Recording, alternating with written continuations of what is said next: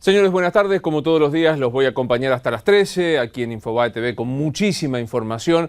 Acuérdense que estamos en @Infobae en el Twitter, el mío personal es @Luis Novarecio. No quiero hacer esperar más a nuestro entrevistado. Hoy, por supuesto, la noticia del día ha sido el pedido, el llamado a declaración indagatoria del vicepresidente de la Nación y de otros 5 personas más que van a ser imputadas por diversos delitos. Vamos a hablar con el doctor Félix Lonigro, que es presidente de Derecho Constitucional de la Universidad de Buenos Aires. Doctor Lonigro, soy Luis Novarecio. Buen día, ¿cómo le va? Luis, ¿cómo le va? ¿Cómo está usted? Muy bien, gracias por atendernos. Aunque parezca redundante, ¿qué significa en el proceso penal que alguien sea llamado a indagatoria? Significa que existe una prueba, un indicio, lo que llamamos nosotros una semiplena prueba de culpabilidad, de que la persona a la que se le indaga o que es llamada indagatoria puede haber incurrido en ese delito.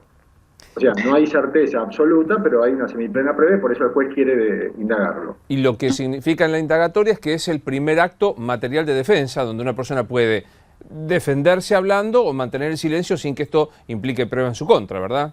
Exactamente. La obligación de la persona que es indagada o que es llamada indagatoria es concurrir, porque si no concurre puede ser obligada a concurrir por la fuerza, pero si concurre puede abstenerse de declarar o declarar y no decir la verdad, y eso no le es tenido en cuenta después si se descubriera que lo que efectivamente dijo no es cierto, pero no le va en contra no decir la verdad en una declaración indagatoria, al contrario de un testigo, ¿no es cierto? Los testigos están obligados a decir la verdad.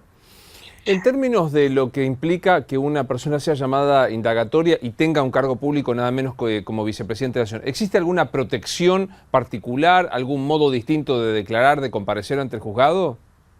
Digamos, los legisladores y el defensor del pueblo tienen lo que se llama inmunidad de arresto brindada por la Constitución Nacional. El resto de los funcionarios, el presidente, el vice, los ministros, los jueces de la Corte, tienen también privilegios o inmunidad de arresto, a mi juicio inconstitucionales, porque son inmunidades otorgadas por la Ley de Fueros del año 2000-2001, y por eso digo que son inconstitucionales. Pero en este momento está vigente la ley que le da al vicepresidente, en este caso, lo que llama inmunidad de arresto. Pero no inmunidad de declaración. Claro. ¿Tampoco puede excusarse y puede preferir declarar por escrito o tiene esta opción? No. En este caso le corresponde declarar frente al juez como en todo caso eso lo dispone el juez, pero si el juez desea indagarlo en forma personal, tiene que concurrir. Claro. Digamos, o sea, la única inmunidad que tiene es la de la aprehensión física. El proceso puede implicar la indagatoria, el procesamiento y una eventual condena. Lo que tendría es, mientras dure su cargo, no poder ser detenido. Efectivamente, tiene inmunidad de arresto. Fíjese que si lo quisiera arrestar el juez, porque supongamos que Vudú no concurre a la indagatoria, ahí es donde tiene el límite. De cualquier manera, le aclaro, Luis, lo siguiente. Supongamos que esto ocurriera, supongamos que Vudú por algún motivo decidiera no concurrir a declarar, en cuyo caso el paso siguiente sería pedir el arresto. El juez no puede pedir el arresto como si fuera cualquier ciudadano, por esta inmunidad de arresto que tiene. Entonces, ¿qué se podría hacer? Si fuera un legislador, Vudú, lo único que podría hacer el juez es pedirle al Congreso que lo desafore. Pero Vudú no es legislador. Vudú preside una de las 2 cámaras del Congreso, pero no legisla, no vota, salvo en caso de desempate. Por lo tanto, la Cámara no puede hacer lo que podría hacer con cualquiera de sus miembros de ponerlo a disposición del juez, levantándole los fueros, lo que se denomina desafuero en los términos del artículo 70, ¿no? Del Código de la Constitución Nacional. Pero en este caso, podría ocurrir que el juez, o a pedido del fiscal, o a pedido de alguno de los querellantes, o de oficio, declare la inconstitucionalidad de la ley de fueros, porque yo insisto en que esa ley es inconstitucional en la medida de que los privilegios, así como las obligaciones de los funcionarios, los privilegios deben ser entendidos en un modo restrictivo. Solo la Constitución puede conceder privilegios, no el Congreso a través de una ley. Claro. Yo digo que en este caso, si se declarara la inconstitucionalidad de la ley de fueros, porque Vudú no fue a declarar, en ese caso se lo podría arrestar. Claro, es muy interesante porque esta posibilidad y yo comparto el criterio de la declaración de inconstitucionalidad, podría incluso ser promovida de oficio por algún magistrado, es decir, no necesariamente a petición de alguna parte o del fiscal. Digamos, el propio juez tiene la facultad de declararlo por voluntad propia. Sí, porque ese ha sido un tema discutido, si los jueces pueden de oficio tomar una medida que no fue pedida por las partes, pero la Corte ya hace varios años, en el caso Banco Comercial de Finanzas, definió que dentro del proceso, si las partes no lo piden, el juez considerara que hay una decisión de inconstitucionalidad, si hay una inconstitucionalidad y debiera tomar una decisión en función de ella, podría hacerlo. O sea que tranquilamente el juez podría declarar la inconstitucionalidad sin que se lo pida a nadie. ¿Qué entidad ve usted o qué basamento de hecho y de derecho encuentra para lo que en algunos sectores de la oposición, como Elisa Carrió, se está promoviendo, que es otro proceso distinto, que es el del juicio político por mal desempeño hacia el vicepresidente? Bueno, el juicio político es un procedimiento de destitución de ciertos funcionarios, es el que le corresponde al vicepresidente de la Nación. Una de las causas es el mal desempeño. Sí, evidentemente, a ver, el mal desempeño está vinculado con todas las causas que se le están atribuyendo. Tranquilamente, la defensa de Vudú podría decir acá el mal desempeño no se acredita hasta tanto un juez no lo declare culpable de cometer un delito. Pero acá también hay que tener en cuenta que el mal desempeño no es necesariamente un delito, es un criterio subjetivo, claro, que puede tener el Congreso a la hora de decidir destituirlo, y tranquilamente podría, aunque no se haya cometido un delito, destituirse a un funcionario por mal desempeño. Ocurre que es muy difícil ese procedimiento, porque necesita los 2/3 de la Cámara de Diputados, los 2/3 de los presentes, ¿no?, de los miembros presentes, de la Cámara de Diputados para hacer la acusación formal, y luego los 2/3 del Senado para la destitución. Claro. O sea que realmente es un procedimiento que en estos momentos para la oposición es una tarea titánica. Claro, digamos, aritméticamente no dan los números, pero lo que sí es interesante señalar, corríjame, doctor Lonigro, es que no depende para configurarse el mal desempeño una sentencia con valor de cosa juzgada en el tribunal, o sea, en el Poder Judicial. Son procedimientos totalmente distintos. Son paralelos. Del mismo modo que supongamos que se destituyera a un funcionario por juicio político porque el Senado entendió que se cometió un delito. Si después ese funcionario fuera juzgado por la justicia ordinaria y la justicia ordinaria considerara que no se cometió ese delito, claro, el funcionario no podría exigir volver al cargo, porque el criterio que el Senado tiene para decidir si hay un delito es un criterio diferente al que tiene la justicia, e inclusive el Senado, considerando que hay un delito, no puede aplicar las penas del Código Penal, lo único que puede hacer es destituir o inhabilitar. Claro, o sea, sí, son paralelas. Doctor, ¿hay antecedentes en la historia argentina de un vicepresidente llamado indagatoria? No conozco. Fíjese que de un vicepresidente, ¿no?, o de un presidente, no conozco antecedentes de esta naturaleza. Lo más cercano en todo caso es lo que puede haber ocurrido en Estados Unidos con Bill Clinton, ¿no? Claro. Pero no, es un caso inédito realmente. Seguramente en la historia constitucional argentina, Vudú encabezará o tendrá el raro privilegio de ser el primer vicepresidente de la historia desde 1853 llamado a ser indagatoria mientras está en ejercicio de su cargo. Llamado a indagatoria, sí, sería otro récord también o otro antecedente único si se presentara y realmente se produjera la indagatoria, porque digamos, del llamado a indagatoria a la presentación, y bueno, también hay un camino.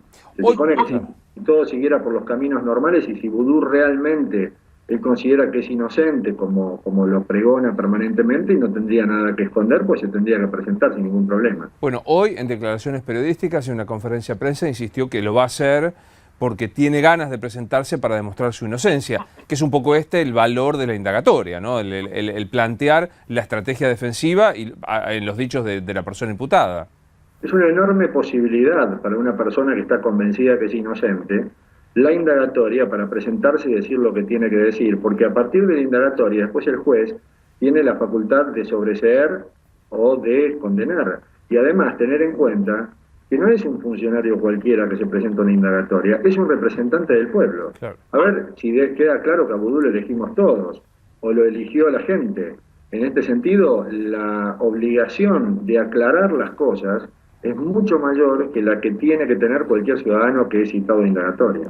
Claro, digamos que una vez que se produce la indagatoria, el juez las opciones que tiene es procesarlo, es decir, iniciar el proceso con sospecha fundada de la comisión del delito, sobreseerlo, es decir, considerar que no hay motivo, o dictar una situación torpemente expresada, que es la de falta de mérito, decir, no me alcanzó, pero sigo investigando. Estas son las tres opciones que tiene a la mano.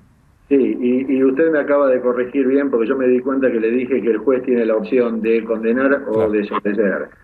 No es condenar, es procesar, ¿no? Lo que se llama la prisión preventiva, que la prisión preventiva puede conllevar una detención también, ¿no? Claro. Porque quede claro que pues se puede dictar prisión preventiva sin detención física o con detención física, pero sí, la condena por supuesto que llegará después del final del proceso. De cuando se rinda toda la prueba en el proceso. Digo, me aparto un poco de ahora de la cuestión más técnica, ahora casi hablo de una cuestión, no sé si corresponde la expresión, pero de imperativos morales o de análisis respecto de lo que puede ser el daño constitucional de que un vicepresidente sea llamado indagatoria. ¿Existe algún tipo de obligación moral o de alguna cuestión que podría llevar al vicepresidente a decir, corresponde que tome licencia, corresponde que se aparte del cargo? Y mire, en realidad las obligaciones morales no están escritas en los códigos, ¿no? Eso es algo que pasa por la conciencia de él. Acá podría usted tener dos respuestas. Una, decir efectivamente, si me están haciendo este tipo de imputación, mi dignidad no me permite seguir en el cargo representando a la gente, hasta que esto no se aclare pido licencia. La otra es la de decir, bueno, yo soy inocente y hasta que no me declaren culpable no tengo por qué tomar medidas, ni licencias, ni renunciar, ni nada por el estilo, porque yo estoy convencido que soy inocente y realmente no quiero quedar como que si efectivamente renuncio o tomo licencia pareciera que no lo soy. Yo creo sinceramente, y usted me pregunta desde un punto de vista subjetivo, como es la cuestión moral, yo si estuviera en el lugar de él, yo tomaría una licencia y le diría a mis representados, porque me sentiría representado, me sentiría representante, le diría a mis representados, tomo licencia hasta tanto se aclare esta situación. Pero bueno, es un criterio muy subjetivo lo que gira alrededor de la moral, ¿no es cierto? Sí, totalmente. Y que como usted muy bien lo dijo, desde el punto de vista jurídico, la presunción de inocencia se sostiene hasta la última instancia con valor de cosa juzgada. Digo, porque aquí en tren de casi mal de muchos, como consuelo de tontos, se suele decir, el jefe de gobierno de la Ciudad de Buenos Aires no solo está indagado, sino procesado, y también se mantiene el principio de la inocencia hasta el final del proceso, ¿no? Tenemos que abrazar con mucho ahínco el principio de presunción de inocencia porque efectivamente es algo que nos puede tocar a todos y a nadie le gustaría que lo condenen antes de tiempo, ¿no es cierto? Pero efectivamente el principio de la presunción de inocencia tiene rango constitucional a través de los tratados internacionales y hasta que alguien no sea declarado culpable por la justicia y la condena esté firme, todo el mundo tiene derecho a ser presumido como tal, inocente. Hoy hablábamos un poco de este tema que creo que eclipsa cualquier otra noticia, pero digo, me parece que hay, y ya se lo pregunto como un hombre entendido en el derecho constitucional, hay una preocupación respecto de lo que está pasando con el juzgamiento, las aperturas de jury, no solo Campagnoli, se han abierto 2 juris contra 2 integrantes de la Sala 2 de la Cámara de la Previsión Social, entre ellos Luis Herrero, con quien nosotros hoy hablamos en la radio. Él decía, me siento perseguido, el haber tomado decisiones de cautelares o sanciones o de sentencias definitivas a favor de los jubilados ha hecho que me sienta un perseguido por el Estado. ¿Tiene alguna valoración de lo que está pasando respecto de este tipo de temas? Sí, yo creo que la verdad es que todo lo que ocurre alrededor de los juris de enjuiciamiento y de las presiones y en el Consejo de la Magistratura y demás tiene que ver con procedimientos que están por fuera de un sentido republicano y de la independencia del Poder Judicial. A mí me parece que la doctora Artibay, por ejemplo, nos ha dado una lección muy importante. Cuando en su momento ella decía, nosotros que somos designados por los presidentes de la nación tenemos que ser desagradecidos por excelencia, ¿no? Darle la mano a quien nos ha designado y luego tener que decirle no puedo volver a verlo porque estamos en veredas diferentes, la política y la judicial. Si realmente se tuviera y se actuara con la pureza que la República exige, no debería haber este tipo de presiones, ni los jueces se deberían sentir presionados, salvo que efectivamente ocurriera algo grave y entonces tuviera que intervenir un consejo de la magistratura, un jury de enjuiciamiento para destituir del cargo a quienes efectivamente hayan desempeñado mal su magistratura. Pero la independencia del Poder Judicial pasa precisamente por no estar amenazando a los jueces y porque los jueces no se sientan amenazados. Si esto ocurre independientemente de quienes sean los que estén en el gobierno del turno, vamos a estar en serios problemas, por lo menos para el sistema republicano. Hemos recuperado la democracia hace tantos años y me parece que todavía tenemos deudas en el sentido de la república. Ahora, hay algo que es imagino que para un profesor de Derecho Constitucional que intenta explicarle a alumnos jóvenes, hay como una sensación, es una metáfora que le escuché alguna vez a mi compañera María O'Donnell, de que la ley es como una cosa que entorpece la cosa. Como el fin, supuestamente, es loable, la ley viene a molestar en ese proceso, respetar los procesos legales, y mucho más, los procesos constitucionales de independencia de poderes, de separación de funciones. Bueno, tampoco es tan grave, si lo que se está buscando es el bien de la patria. Es grave, digamos, superficializar, valga el verbo, hacer superficial la ley, ¿no? Sí, si buscar el bien de la patria es dejar de lado la ley, estamos en problemas, claro, ¿no? Yo recuerdo aquella Corte Suprema que convalidó la designación de Guido en 1962 cuando el gobierno militar hizo el golpe de Estado y quiso, en lugar de quedarse los militares, pidieron que el presidente provisional del Senado en aquel momento, que era José María Guido, fuera presidente. Era un procedimiento de ley de acefalía después de un golpe de Estado que no correspondía. Y entre los jueces de la Corte hubo disidencias. Y uno de ellos dijo, mire, violamos la ley pero salvamos la República, al designar a Guido, y otro le dijo, mire, si para salvar la República hay que violar la ley, estamos en serios problemas, ¿no es cierto? Y acá pasa lo mismo, no podemos, en nombre de objetivos, sean los loables que sean, dejar de lado el procedimiento de la ley. Es cierto que si la ley molesta, y si la Constitución Nacional, que es la ley y el límite por excelencia, es un traje que a los gobernantes les queda chico, entonces ya tenemos que estar sospechando de que lo que en realidad queremos no es un Estado de Derecho, sino un Estado autocrático en el que los gobernantes hacen lo que quieren y no tienen esos límites legales que son los que deben estar acatando permanentemente. Es una gran metáfora, ¿no? La del traje chico que la ley les tire, les aprieta a los funcionarios. En realidad no es un problema de la ley, es un problema de los funcionarios, ¿no? Es un problema de los funcionarios y no del cuerpo, en este caso de los funcionarios, de la mente del funcionario. De la concepción de que se cumple la ley a rajatabla y que en todo caso si la ley no corresponde, el órgano que se encarga de dictarla la tendrá que modificar, o la concepción de que no estoy de acuerdo con la ley pero la cumplo y me parece que por este lado tiene que andar la cosa. Doctor, ha sido un placer como siempre, le dejamos un saludo.